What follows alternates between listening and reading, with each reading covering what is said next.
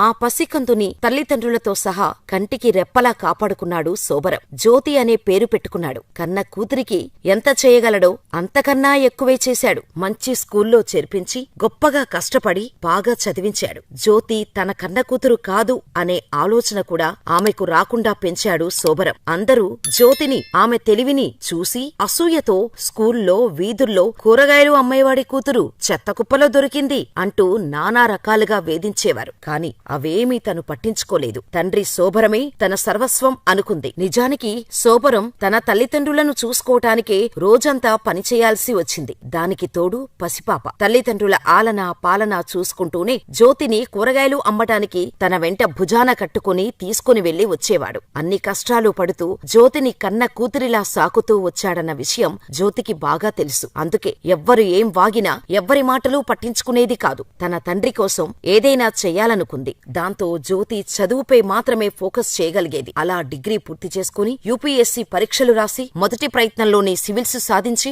Assistant income tax commissioner గా బాధ్యతలు తీసుకుంది జ్యోతి. తోపుడు బండిపై కూరగాయలు అమ్మి చెత్తకుప్పలో దొరికిన బిడ్డను ఏ స్థాయికి తీసుకొచ్చాడో తెలిసి నోటికొచ్చినట్టు మాట్లాడిన జనాలు ముక్కున వేలేసుకునేలా చేసింది జ్యోతి. ఎంత గొప్పగా ఉంది కదా ఆ తండ్రి కూతుర్ల సక్సెస్.